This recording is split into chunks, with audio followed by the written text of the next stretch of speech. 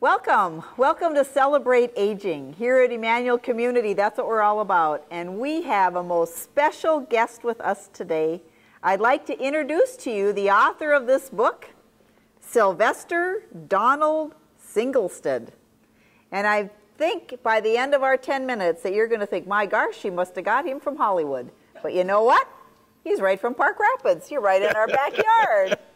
A Minnesota man, true and true, and we are here to talk about the book that he has written. I asked him when he started writing it, and he said when he was 90. And it's called The Fighting Fool, A Decorated Veteran Remembers World War II. It's a most amazing book, a wonderful an account of his time spent in World War II. It's very easy, readable. It's got a lot of pictures in it, and if you're interested in it, he has them for sale. But more than selling them, he wants, and this is what I've heard you say, you correct me if I'm wrong, Sylvester, you want other veterans to remember their stories. Yes, I've got a little caption in the front of there, begging other veterans to tell their story. I've buried too many veterans in my life with their stories that went down in the grave with them. Untold stories. They wouldn't tell them. Mm-hmm. And I think it should be brought out. The nation should know why we had wars and why we will still have wars. And somebody said, well, we're hoping we're through with them. I said, no. I said, do you ever read the Bible? I said, God says right in the Bible there will always be wars. There will. And that's one of those sad realities. That's right. But as I read this book, I also reminded of the humanity and the compassion with which you served and the other people you served with. And it's an encouraging book at the same time, a book about reality. Now you served from, tell us how you enlisted, right? Well, I really was afraid. They said there might be a draft starting. Okay. And my father and I had a little trucking company going at that time. And where was that? Where was your hometown? Waseca, Minnesota at that time. All right. And so we were trucking, and then I got a contract, which I worked out with John Deere and Company. And I said to Dad, I said, you know, if they start that draft, I'll be drafted. You can bet your last dollar. I said, I better get a year over with. I said, they said I can get a year in the National Guard. Well, it didn't happen that way because I went with the National Guard when they enlisted in January, and Pearl Harbor came up. Oh. And I only had about a month and a half left of my time. And so I said, well, can I get out now? And they said, no, you're too good an instructor. So a month and a half more turned into how many years? Well, they gave me credit for 8.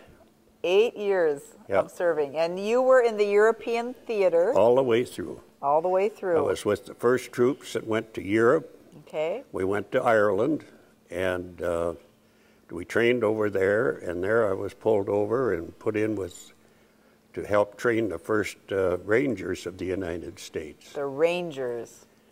Now, when I was reading, and it's wonderful, you just use regular words, and you're an awfully good storyteller, awfully good storyteller. But you did a lot of scouting for your company, that you would go at night and kind of get a feel of the land and what was ahead of you.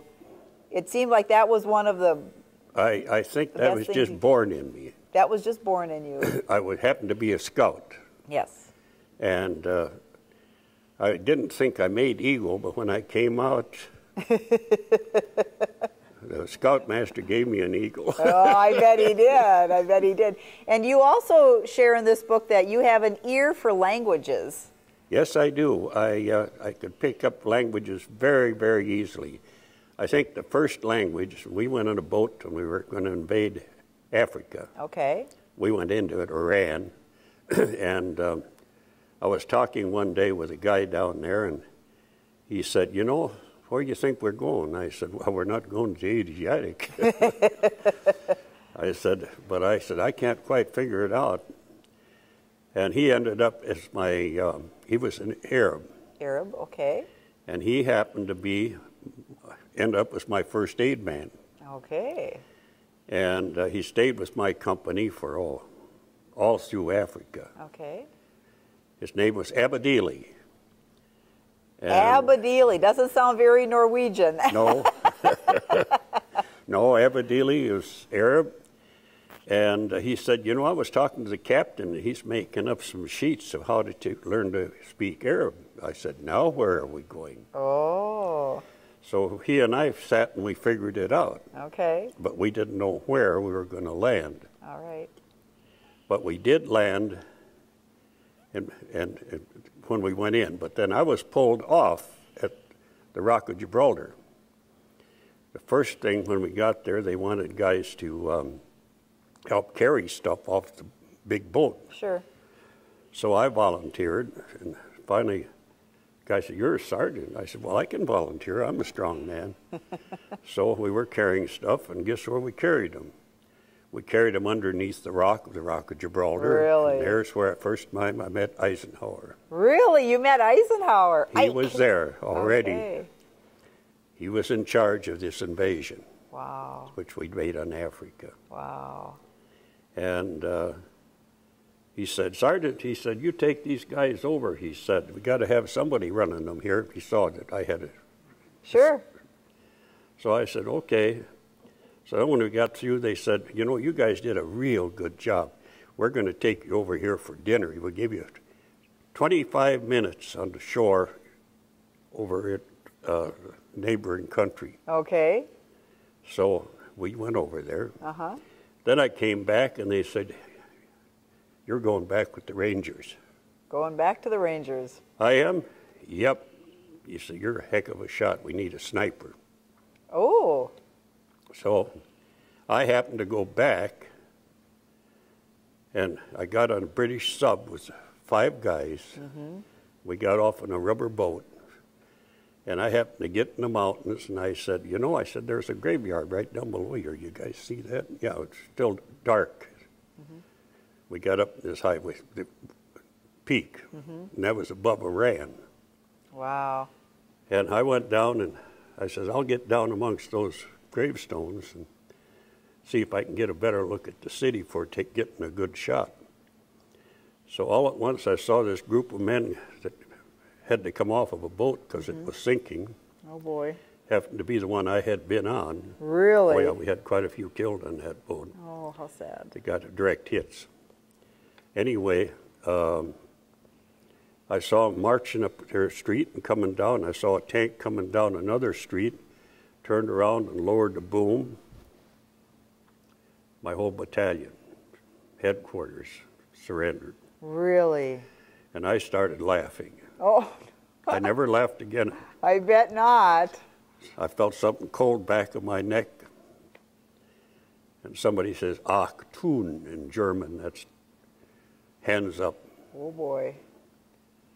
So I was a prisoner. So that was kind of the start of everything. Lost my good gun. I never did get it back. Well, there's all these kinds of stories written in this book, and we, like I say, if you're interested in it, he has them for sale. And also, though, that if you tell your stories, I'm sure that as you talk with another veteran, you'll find out that his size 13 shoes, he got them from paratrooper ranks because they were the lighter shoe. A lot of walking when you're in the service. Many, many good things that we want to be remembering, because there have been people, and will continue to have people, to serve in our military and service to not only our country but to the world. So we give you thanks. We thank you for your service, Sylvester. Appreciate. And I appreciate all that you've done, and in writing your book. Continue to tell your stories. Your stories are important. They encourage us, they affirm us, and they remind us that indeed we are celebrating life. This is Vicki wishing you the very best.